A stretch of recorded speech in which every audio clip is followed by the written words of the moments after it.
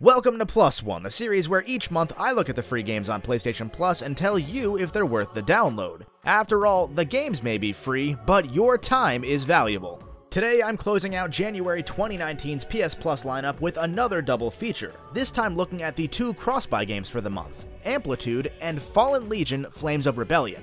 Now, you might be a bit confused, as the PS4 version of Amplitude isn't listed for free when you check, but if you redeem the free PS3 version, you'll be given access to both versions. Sneaky move there, Sony. Are either of these smaller titles worth your time and the 2 to 3 gigabytes of hard drive space they each take up?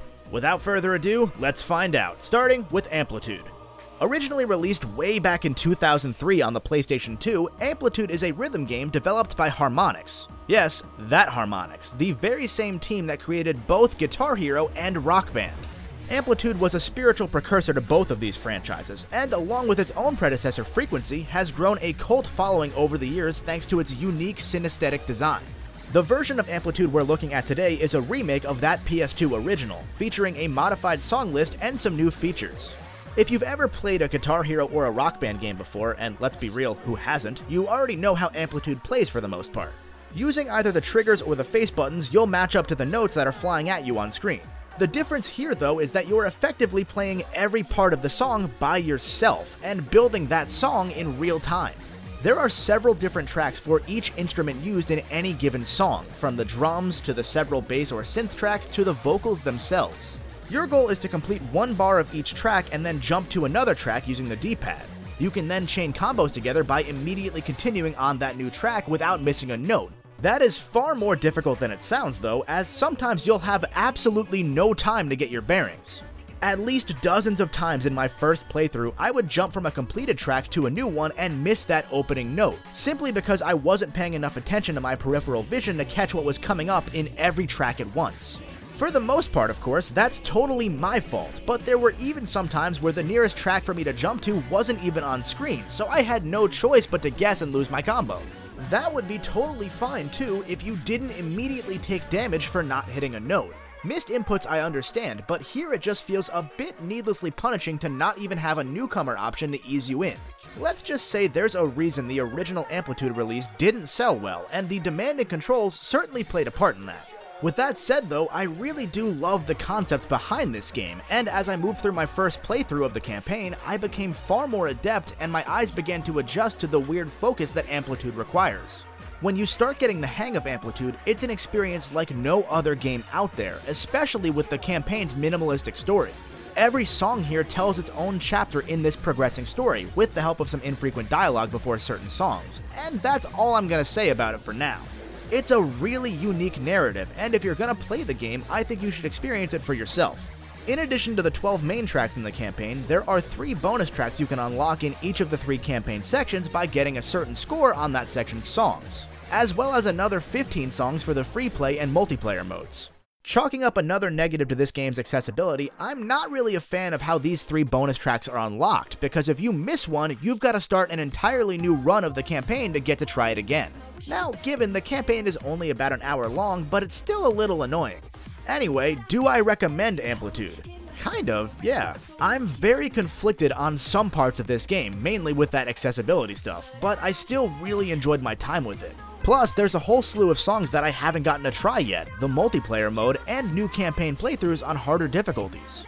Speaking of those difficulties though, if you're looking for an easy platinum trophy, you won't find one here, as Amplitude asks you to complete every song in the game on the hardest difficulty, and for almost all of you that won't be an easy feat.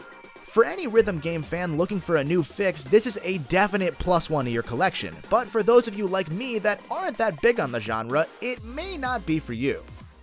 Last and certainly least from January's lineup, we have Fallen Legion Flames of Rebellion. This one is an interesting game to talk about, because this is only half of the story in Fallen Legion. This fantasy sort of beat-em-up sort of role-playing game is part of a 2-game series, and originally released on the Vita.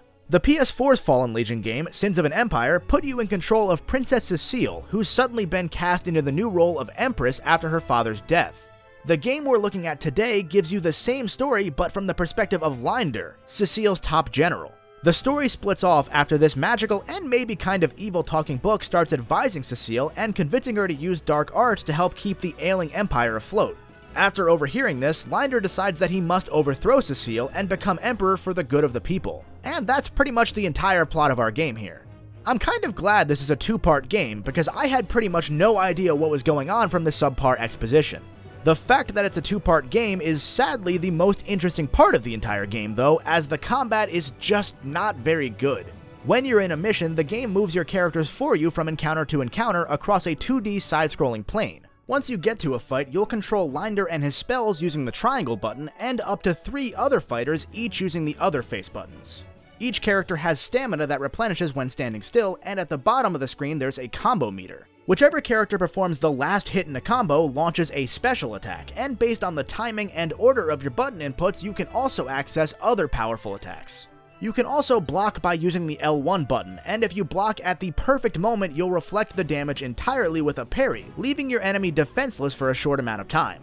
That is one big if though, because Fallen Legion has way too much going on at any given point.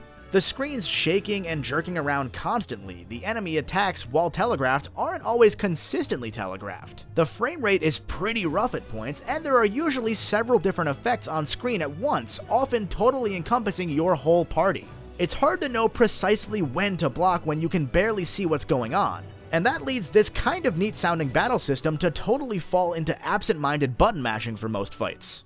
In between fights, while the game's running for you, there will occasionally be a snap decision that you have to make for your military, such as whether to punish or recruit an enemy spy. Based on which of the 3 given options you choose, you'll get a status buff, a new item, or something else entirely. These also really don't mean too much either. If they did, I certainly didn't notice any difference. I can't fully recommend Flames of Rebellion because there's just not a lot that's interesting here beyond the very concept of the game. I think it's worth giving a cautious look though if you're interested in that two-sided story. If nothing else, I've got to praise the developers for selling both of these games at a very reasonable price point. They're only $20 each, so if you like what you play in Flames of Rebellion, Sins of an Empire won't cost all that much for you to get that alternate story. I have a feeling that this game's Platinum Trophy would take a long time too, just like with Amplitude, so I can't recommend this one for trophy hunters either. And if you're watching this video after January and PS Plus has rolled over, Amplitude is $20 as well. Are you gonna download either of these games? What games do you want to see next month? Let me know down in the comments below, and while you're down there, make sure you hit the like button too if you enjoyed the video. As always, thanks for watching, and I'll see you guys next week as I count down my favorite games of 2018.